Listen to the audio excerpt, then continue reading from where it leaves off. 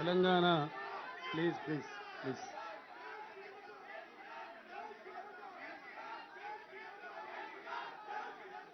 Please please Nagesh please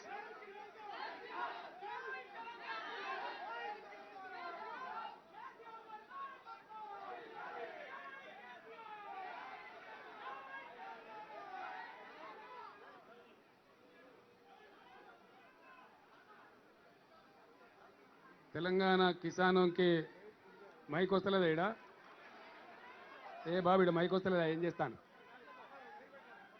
mic వస్తలేదా ఇదడ దిప్పు తిరుగుతుందా దింపు దింపు అటు దింపు మీరు అడ్డం జరగండి ఇక. హలో అడ్డం జరగండి మీరు వెనక జరగండి మైక్ వస్తుంది. ఇప్పుడు వస్తుందా ఇప్పుడు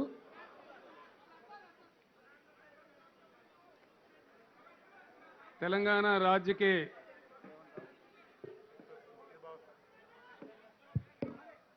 किसानों का केंद्र सरकार से दाम ये వచ్చిన కాడికి కింద గింతే ఉన్నది దీనికంటే ఆలోలు ఎక్కువైతాయి ఏం చేసిండ్రా రాజశేఖర రెడ్డి ఇంత చిన్న మీటింగ్ ఇదా కథ ఏడబట్టుకుంటారు రెండు అది బంద్ చేయన్నా బాబు केंद्र सरकार से तेलंगाना किसानों का धान खरीदने के मांग को लेकर यहां दिल्ली में पधारे हुए तेलंगाना राज्य के माननीय मंत्रीगण, माननीय सांसद, माननीय विधायकगण, हमारे एमएलसीज और लोकल बॉडीज के जनप्रतिनिधि, तेलंगाना राज्य के किसान संगठन के नेता और हम सबके अलावा हमारे साथ मदद जुटाने के लिए आए हुए हमारे भाई, इस देश के एक महान किसान नेता के बेटा महेंद्र सिंह टिकैत जी के बेटा और आज के किसानों का इस देश का प्रतिनिधि माननीय राकेश टिकैत जी और उनके साथी भाई, मैं आप सबका प्रणाम करता हूं।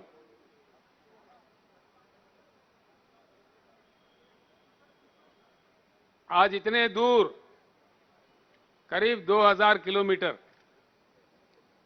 तेलंगाना राज्य के पूरे ही विधायक, पूरे ही मंत्री और किसान बंधु जो संगठन है उसके सारे ही प्रतिनिधि इतने कड़ी धूप में दिल्ली क्यों आए हैं?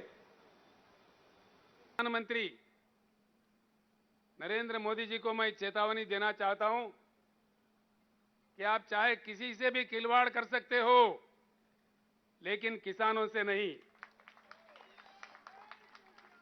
भारत का इतिहास बताता है जहां भी कष्ट पाकर किसानों के आंखों से पानी निकले, वहां की सरकार जरूर सत्ता से बाहर निकले।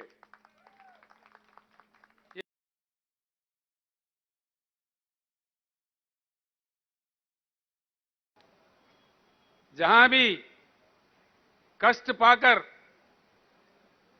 किसानों के आंखों से पानी निकले, वहां की सरकार जरूर सत्ता से बाहर निकले। ये शक्ति हमारे देश के किसान में है। सत्ता में कोई परमानेंट नहीं है, लेकिन जब आप सत्ता पे हो, उस नशा में होश खो जाके आप और आपके मंत्री दूसरे मंत्रियों के साथ, राज्यों के मंत्रियों के साथ, किसानों के साथ एक अपमानित रूप से व्यवहार करे, ये बिल्कुल हमें स्वीकार नहीं है।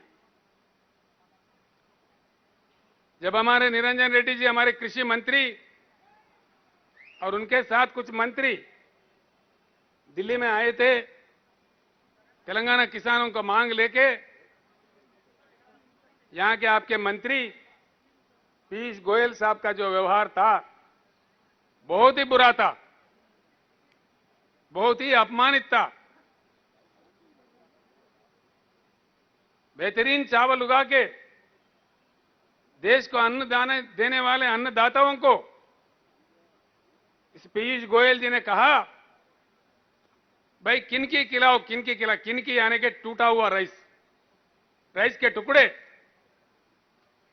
बेहतरीन राइस उगा के देश को अन्नदान देने वाले किसानों को से कहा गया कि आप किनकी खाओ, तेलंगाना जनता को ये आदत डालो कि टूटा हुआ राइस खाओ।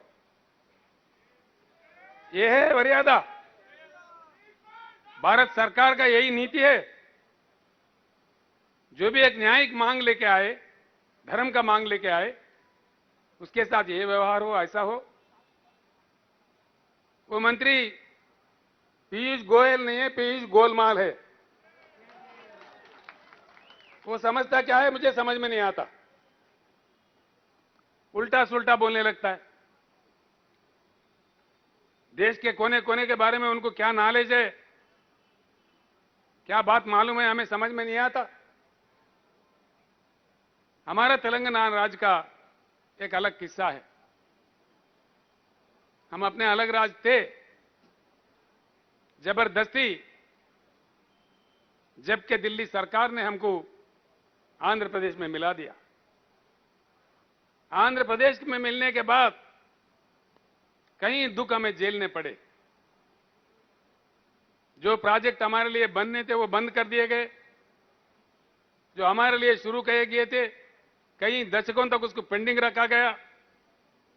किसान को ना नहर से बांध से पानी मिला, मजबूरन जमीन का पानी को ढूंढना पड़ा। आप हैरत करेंगे राकेश टिकायत जी, शायद ही तेलंगाना के मुकाबले में सारे देश में कहीं भी इतने बोरवेल नहीं होंगे। तेलंगाना राज्य में ही सिर्फ तेलंगाना राज्य में आज 30 लाख बोरवेल चलते हैं, 30 लाख। वहां के किसानों ने अपने खून पसीने की कीमत से 50,000 करोड़ के ऊपर खर्च करके इन 30,000 बोरों का खुदवाई की, लाइनों के लिए, करंट लाइन के लिए पैसा भर्ती किया, अपने आप में मोटर खरीदा और उससे धान उगाने का काम किया कईयों दशक, आंखों में पानी लेते हुए। यह हमारी दुख भरी कहानी थी। सारी व्यवस्था जो माइनर इरिगेशन का व्यवस्था था, जो हमारे महान काकतीय राजाओं ने दिया था, आंध्र प्रदेश सरकार ने उसको नजरअंदाज किया, उसको बर्बाद किया। उसके बाद जमीन में पानी नीचे गया 800 फीट में, 1000 फीट में, 900 फीट में पानी मिलता था। खेत उगाओ, बीच अदर में सूख जाओ, बिजली 5-6 घंटा भी सही नहीं आता। अब क्या करे किसान। एक जिला है जी महबूबनगर, उस जिले का आबादी है 35 लाख। वहां से 20 लाख लोग पेट हाथ में लिए मजदूरी करने देश के कोने कोने में जाते थे। ये हमारा दुख था। किसानों के आत्महत्या हजारों की तादाद में, और किसानों के परी काम करने वाले जो दूसरे लोग होते वो भी बिछड़ गए। सारी ग्रामीण व्यवस्था में दुख ही दुख भर गया था, पूरे बिखर गए थे। तेलंगाना समाज में एक जबरदस्त शोक, उससे लेके तेलंगाना जनता 1956 से लेके 6 दशक तक अलग राज्य का मांग करते रहे। हम अलग राज्य मांगते हुए कई बार कई हमारे युवा शहीद हुए। 1969 के मूवमेंट में हमारे 400 युवा पुलिस गोली के शिकार हुए, मारे गए। कई लोग, लाखों लोग जेल गए। हम कई दुख झेले थे। जब इस बार 201 में ये गुलाबी झंडा उठा, फिर एक बार जय तेलंगाना नारा गूंजा, तो हमने काफी प्रयास करके पूरी देश के राजनीतिक दलों को समझा समझा के मना लिया। काफी मशक्कत के बाद, काफी काम करने के बाद, 14-15 साल के लगातार लड़ाई के बाद 2012 जून देखो तेलंगाना राज्य बना। तेलंगाना 14 राज्य हमारा बना। आखिर हमारा सपना साकार हुआ। राज्य बनने के बाद वहां का जनता उनके प्रतिनिधि चुनने में टीआरएस पार्टी को वहां सरकार चलाने का आदेश दिया। हम जब से चला रहे, सर्वोच्च प्राथमिकता हमारा खेती किसानी पे था।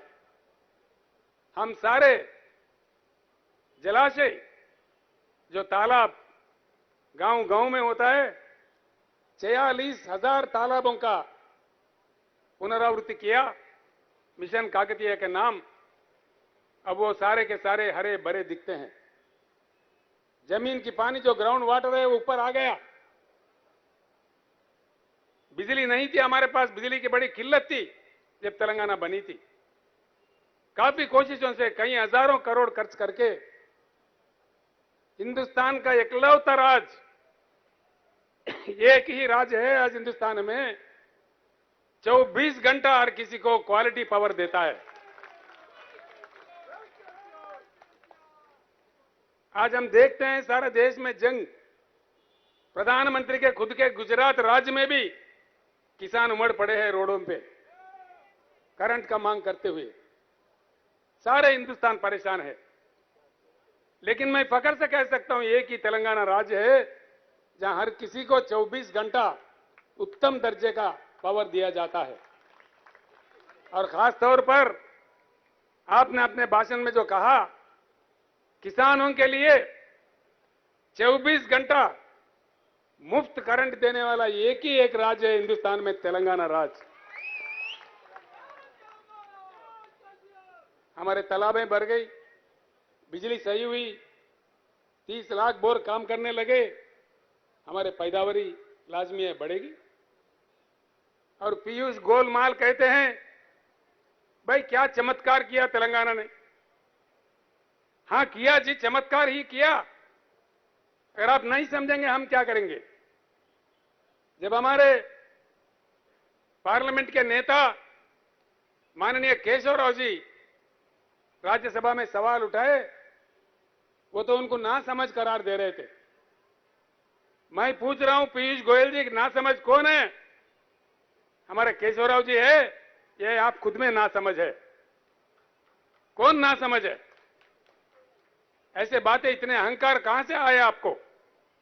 क्यों ऐसी बातें करते हैं? हां चमत्कार हुआ जी। मैं कहता हूं एक मुख्यमंत्री होने के नाते 2014 और 2022 का तुलना करके देखे, तेलंगाना में सिंचाई, तेलंगाना के कृषि क्षेत्र में 1 करोड़ की बढ़ोतरी आई, 1 करोड़ एकड़ की बढ़ोतरी आई। देश के प्रधानमंत्री सच्चे, अच्छे, ईमानदार, प्रजा प्रेमी प्रधानमंत्री होते, ये तेलंगाना किसानों ने जो काम किया है, ये सराहनीय काम है, प्रशंसनीय काम है। प्रधानमंत्री जी का कर्तव्य ये बनता है कि इसको सराहना चाहिए। उल्टा आप हमारे अपमान कर रहे, हमको दोषी ठहरा रहे। धान उगाना ही दोष है, इस देश को अन्न देना ही देश है, दोष है? क्या बात देश है?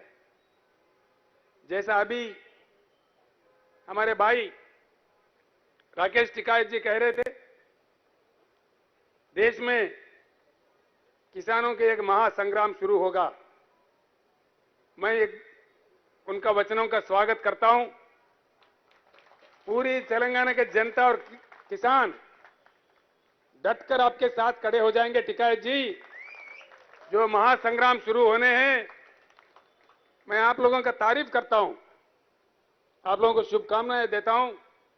केंद्र सरकार कितना आपको अपमानित किया हम देखते रहे, आश्चर्य व्यक्त करते रहे। आपको केंद्र सरकार ने खालिस्तानी कहा, उग्रवादी कहा, पता नहीं क्या क्या कहा। कितने मुश्किल खड़ा कर दिए, कितने पुलिस तैनात किए, लेकिन अटल तरीके से आप लोगों ने देश के किसानों के प्रति उनके मांगों को लेकर के 13 महीने लगातार जिस प्रकार का आंदोलन किया, शायद पूरी दुनिया भर में कहीं नहीं हुआ, किसी देश में नहीं हुआ।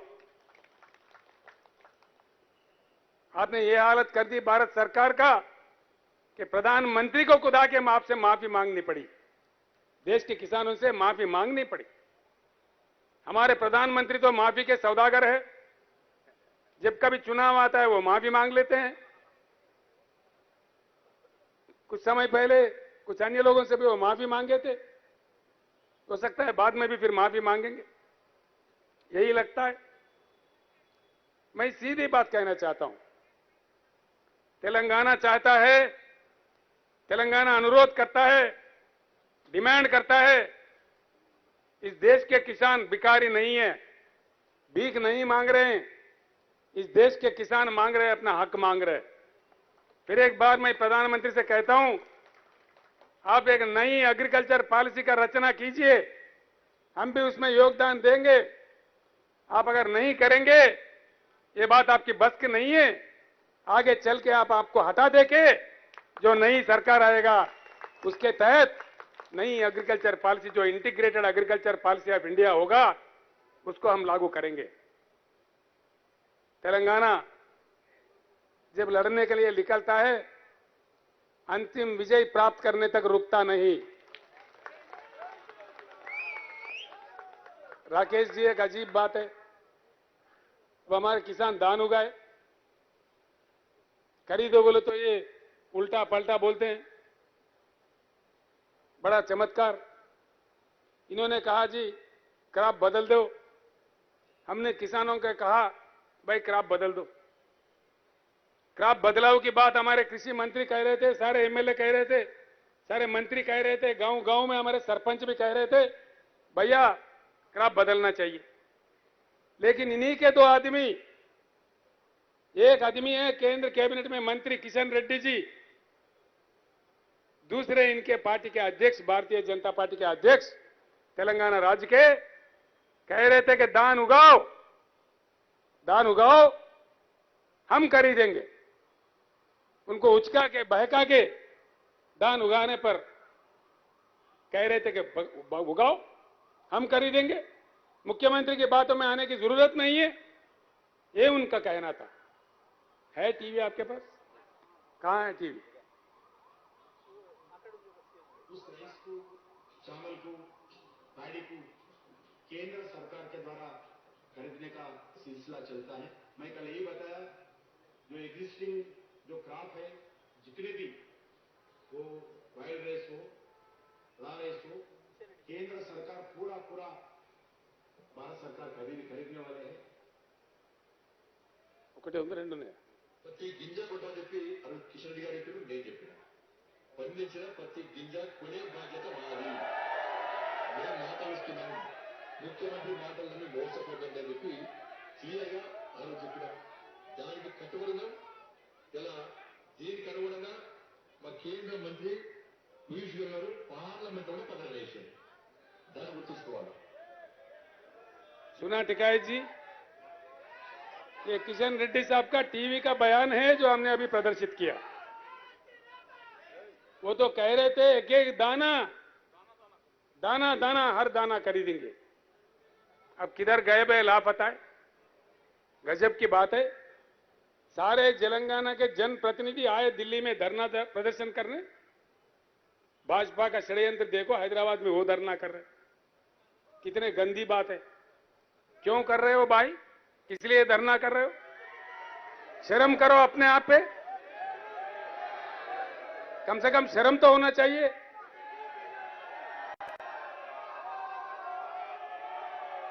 इतना बेशर्म भाजपा, इतना बेशर्म क्यों धरना कर रहा है बीजेपी? किस वास्ते धरना कर रहा है? मैं आज बताता हूं,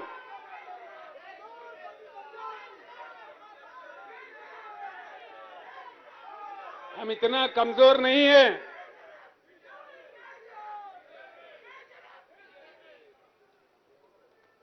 तेलंगाना सरकार इतना कमजोर भी नहीं है कि हमारे किसानों को गंगा में डकाल देंगे। नहीं, ऐसा नहीं होगा। हमारे जान जाने पर भी ऐसा नहीं होने देंगे। बचा लेंगे हमारे किसानों को। लेकिन सारे देश को पता चले कि इनका व्यवहार कहां कहां क्या क्या चल रहा है। किसानों के साथ इनका व्यवहार क्या है। आपने सही कहा जी, बिल्कुल। आज का जो सरकार है षड्यंत्र वाला सरकार है, जनतंत्र वाला सरकार नहीं है। इतना बड़ा केंद्र का सरकार, इतने बड़े बड़े बातें करने वाले प्रधानमंत्री, तेलंगाना एक छोटा सा राज्य है, वहां के किसान का पैदावारी दान खरीदने के लिए केंद्र सरकार के पास या धन नहीं या नरेंद्र मोदी जी का मन नहीं। क्या नहीं? धन नहीं कि मन नहीं? तेलंगाना तो आपको वोट चाहिए, दान नहीं चाहिए। तेलंगाना से सीट चाहिए लेकिन दान नहीं चाहिए। यह आपका षड्यंत्र है या राजनीति है। जब आवाज उठा के मांग करे तो उल्टा आपके भाजपा को हैदराबाद में धरना पे बैठाए। शर्म करना चाहिए, शर्म होनी चाहिए। ये षड्यंत्र देश में आगे से नहीं चलेगा। हम जाएंगे जी, आज या कल निकल जाएंगे, इस समस्या का समाधान ढूंढेंगे, इसको निपटाएंगे और बाज़ाब्ता आके बाकी दिल्ली में बैठ जाएंगे। इस सरकार का क्या क्या नीति है, आप जैसे कह रहे थे, सारे राजनेताओं को इकट्ठा करेंगे, जोड़ेंगे।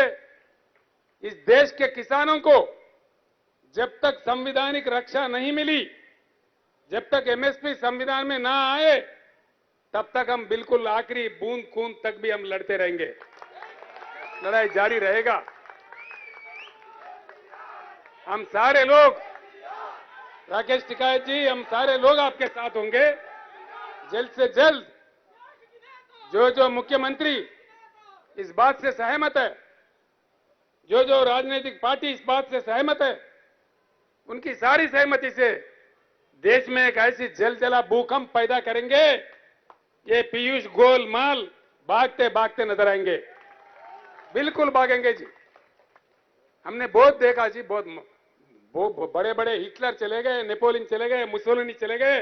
ये क्या बात है? क्या ये 1000 साल रूल करने के लिए तोड़ी है? कोई परमानेंट है क्या? इतना अहंकार क्यों? किनकी कहो? मंत्रियों से कहते हैं कोई काम दाम नहीं है क्या? मंत्री क्यों आए? हफ्तों पर इनके दफ्तर में गए, वहां मंत्री लोगों को बिठा के 3-3 घंटा देर करके आते हैं ताकि ये चला जाए, उल्टा बदनाम उन पे लग जाए। यही इनका नीति है। सारे हमारे सांसद गए, सांसद के साथ भी यही व्यवहार। क्या ये चलेगा? ये नीति है? केंद्र सरकार चलाने का गंभीरता है? ये बात नहीं चलेगी।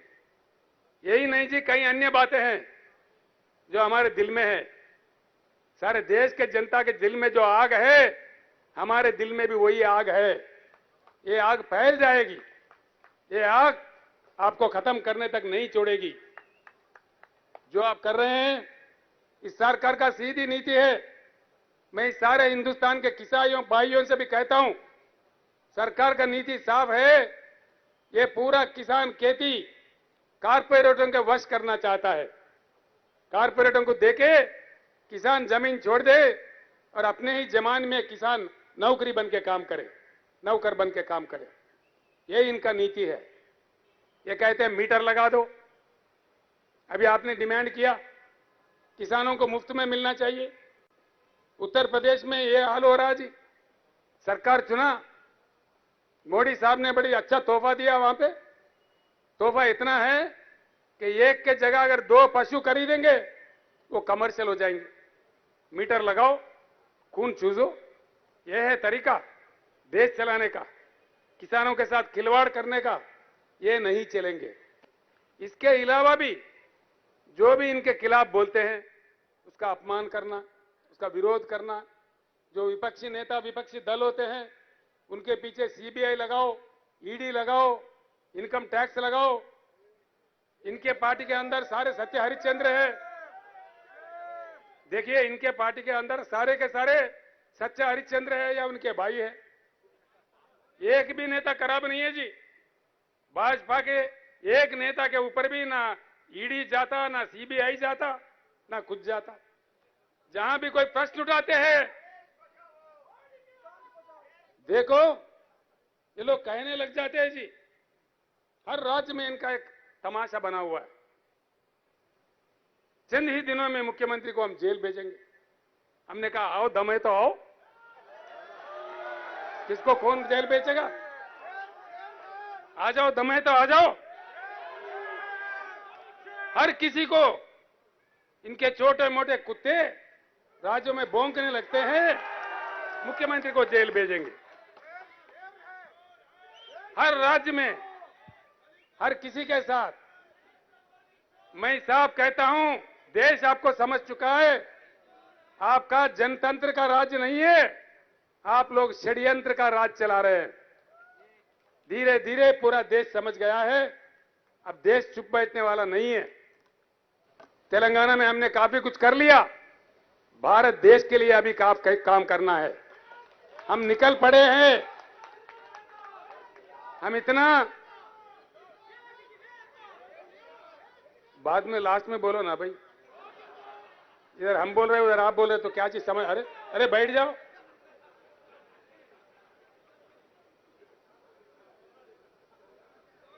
खड़ी धूप है, हम सबको जाना है, सक्षम जाना है। दान नहीं कर देंगे तेलंगाना में। किसान देख रहे हैं आपकी तरफ। नरेंद्र मोदी जी को, पीयूष गोयल जी को मैं दो हाथ जोड़ के प्रणाम करके तेलंगाना किसानों के तरफ से अनुरोध करता हूं, जैसे सारे जगह से दान खरीद रहे हो, तेलंगाना भी दान खरीदो। 24 घंटे हम इंतजार करेंगे। क्या आपसे कोई आदेश आएगा? 24 घंटे के बाद हम फैसला लेंगे। क्या करना है हमें मालूम है, जो करना है हम करेंगे। उसके साथ बस पीछे ही पीछे आपके पीछे पड़ना है। वहां काम निपटा के अब हम निकल पड़ेंगे देश पे। अब देखिए क्या क्या होता है, बात कहां से कहां तक जाता है, किस प्रकार से ले जाया जाता है। काफी बातें हैं, अगर वो मैं बात करने लगूं तो कहेंगे भाई राजनीति करने आए कि दान का मुद्दा लेके आए। अब हम सिर्फ दान का मुद्दा पे ही बात कर रहे हैं, किसानों का मुद्दा पे ही बात कर रहे हैं।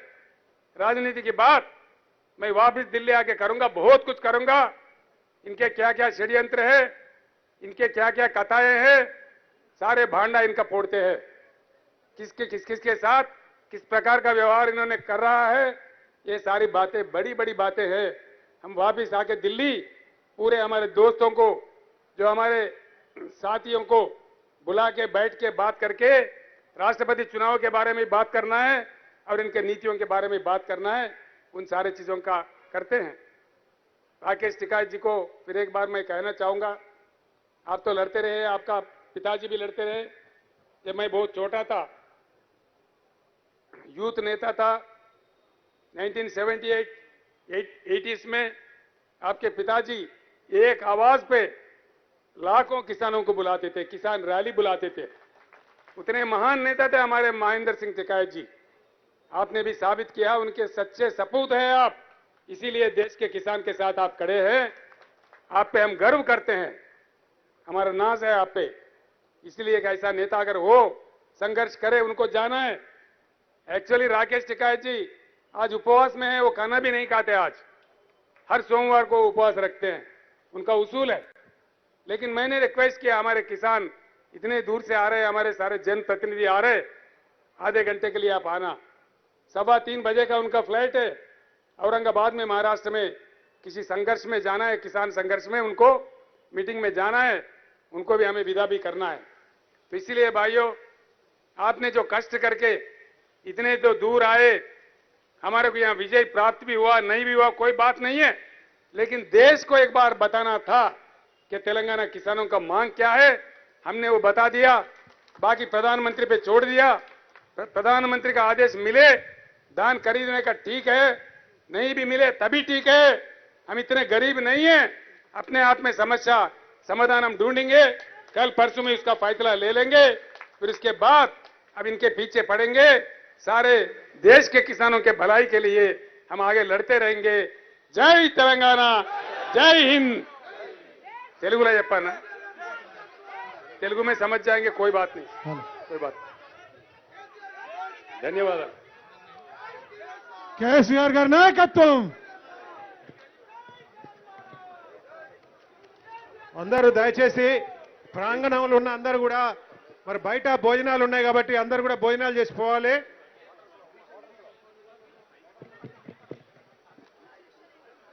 వేదిక ముందు ఉన్న అందరూ కూడా వేదికకు రైట్ సైడ్ భోజనాలు ఉన్నాయి, అందరికి కూడా భోజనాలు ఉన్నాయి. క్వార్టర్స్ లో గేట్ దాటినాక రైట్ సైడ్ అందరు కూడా భోజనాలు దయచేసి భోజనాలు చేయాలి అందరూ. జై తెలంగాణ.